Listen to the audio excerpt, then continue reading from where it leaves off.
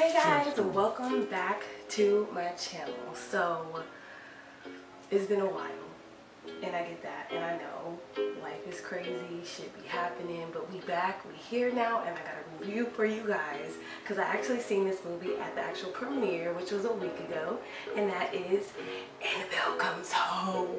So I'm gonna let y'all know if you need to go out and watch it, if you need to go tonight, tomorrow, whatever, if you need to see it. If you're a horror fan, stay tuned because I'm a horror fan. I'm a Halloween baby, as y'all already should know. And just thank you so much for clicking the video. Thank you for coming by to watch me. Subscribe, let your girl know what you want to see next. It's summer, we having a hot girl summer. Okay, so yes, I'm gonna make this video for you guys. I'm sorry for my absence, but you know, like, life just be happening, you know what I'm saying? But we here now and we about to get into it, okay? So let's get into it. Okay, you guys, so yes, I got free tickets from the premiere from a company called One Iota. You guys might have heard of them, you might not have, but I love movies, I love horror movies, and I love to see movies early if I can, and in that way I can give you a review, and it's just a little something, you know, to watch before you decide if you want to see it or if you can stay home, okay? So Annabelle Comes Home, right?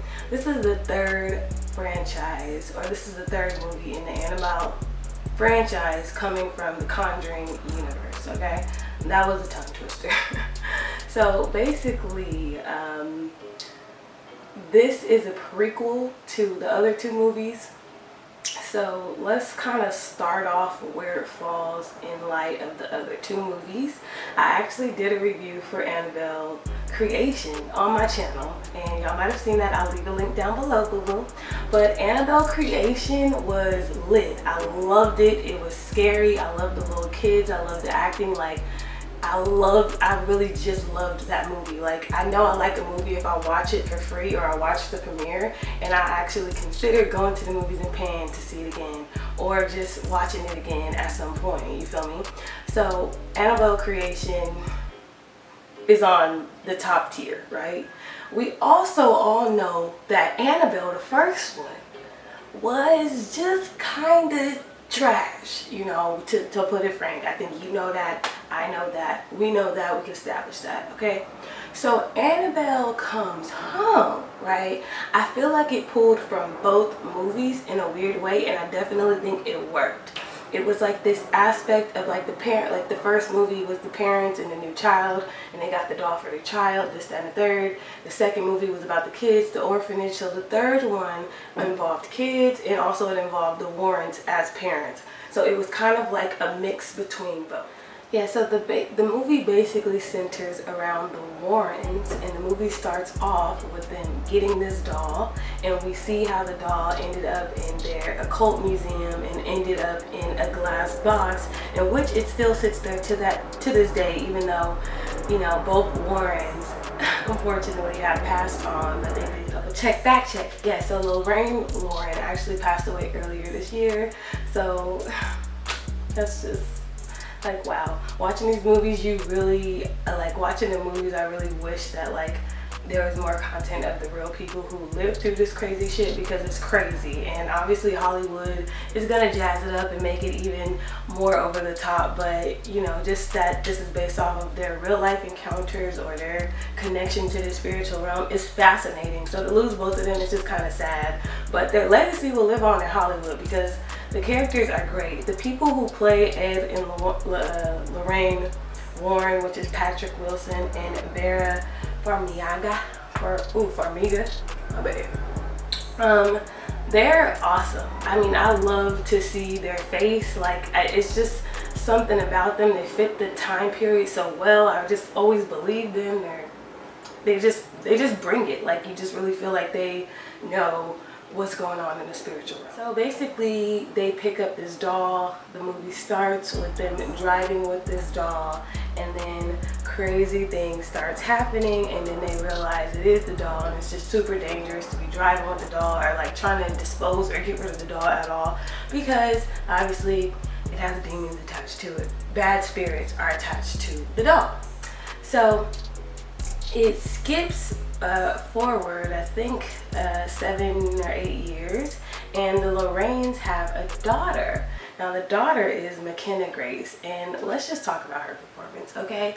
Like, it's something about scary movies and little kids that it's just like white on rice, like they just go together, you know what I'm saying? It's just like the innocence of a little kid portraying that role. It really makes you believe like some shit is going on and it's scary, you know? So she did amazing. I just was like, my eyes were drawn to the screen when she was on it the whole time. I wanted to see what she was going to do next.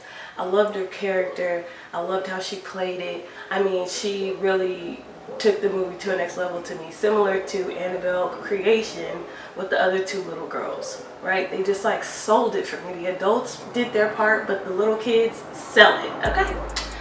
So they have a daughter, and she kind of has visions and, you know, feelings and inklings like her mom does. That's an interesting thing. They don't really dive into that too much in the movie, but it is like an interesting aspect. And the movie pretty much centers around her and her babysitter, and some friends and some things going on. So I don't want this to be a spoiler review because obviously I've seen the movie before it even hit theaters, so I don't want to give away too much.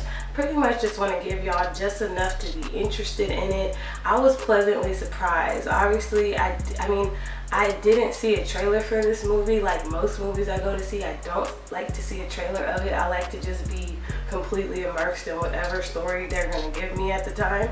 So I didn't see a trailer for this movie, but I was blown away and pleasantly surprised. Now, one thing I want to touch on in the movie is it has sort of this dream aspect to it, which I feel like can work in horror, but at the same time, it does kind of take you out of the element because some of the things in the movie were jazzed up to an effect of, this might not be demons, this is like magic. You know, this is like doesn't exist. This is like a hallucination, or, you know, not saying that any of the characters were crazy in a mental way or anything like that, but the movie had like this dream aspect to it. Like some of the sequences were very dream-like. It makes you wonder, did it really happen? Could it have really happened? Horror does do that a lot, but it was a shock to see it done in this movie. And I think that's the only thing that took it down a notch for me, because when you start to break the third wall as a watcher and you're just like, oh, okay, so how could that have like really happened in real life though? Or, you know, the plot holes and stuff like that. Once you kind of start to do that, it works in the movie because it's like made up, it's a dream. But then in real life, it kind of makes you second guess it, and then it kind of takes you out the moment. So that's the only thing for me, like that kind of made the movie like, okay, like it's kind of like, I guess more on that line of like other horror movies. So like, how scary was this movie, right? The movie to me was more of a thriller, right? It was, in this movie in particular, I guess this is what's different than the other two movies. It's almost like Annabelle in this movie wasn't the fear. You know, the first movie, it like personified the doll, you know, it made kind of the doll move and the doll like do stuff. And it's like in this movie, the doll was moving, you know, and appearing different places.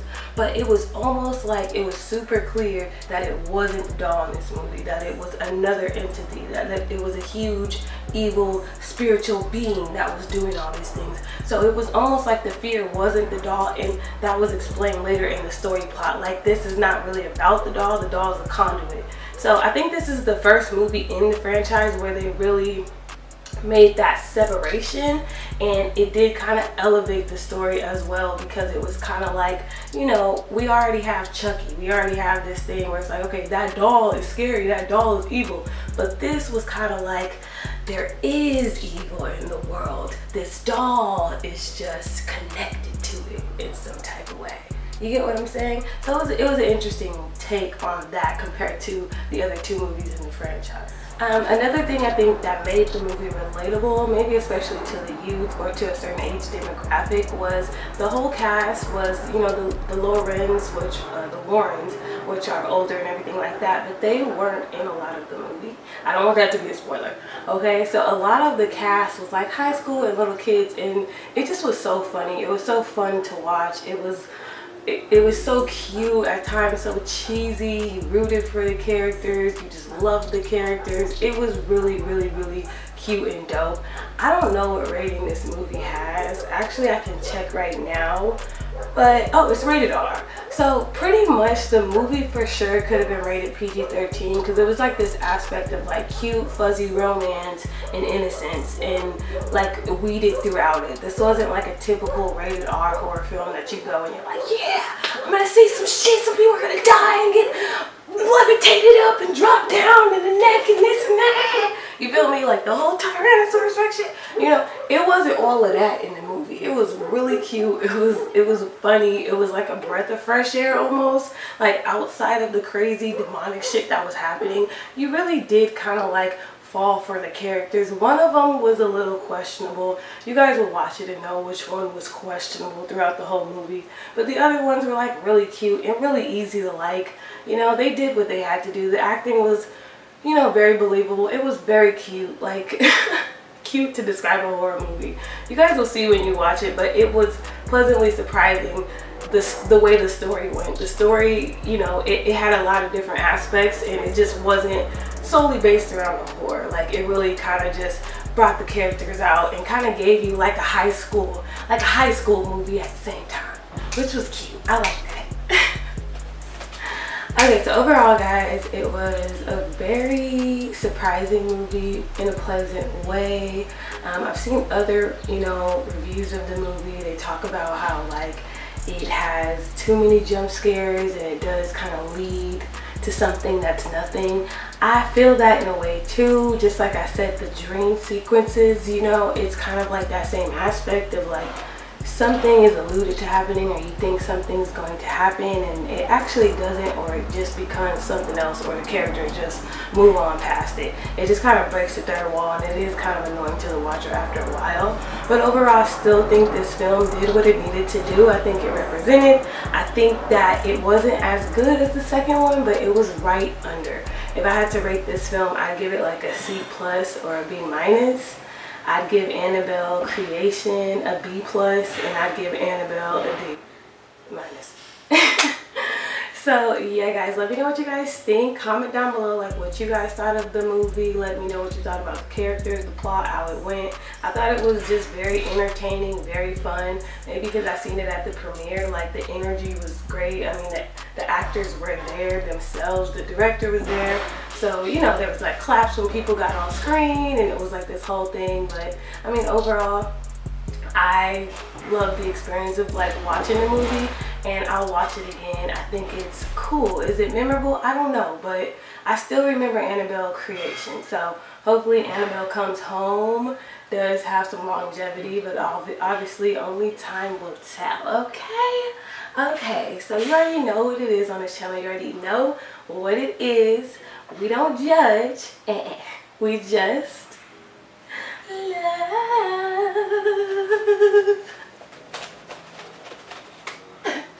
Thank you guys for clicking on this video. Thank you guys for coming back. Subscribe if you haven't already. I have dope content. I'm a dope person. I'm a dope individual. You guys will see that. Look at my videos. Energy is always on 10. I don't know why. It's just how I am, okay? Promise this is not for the camera. But yes, you guys, comment down below. Let me know what you guys think. And thank you guys for watching.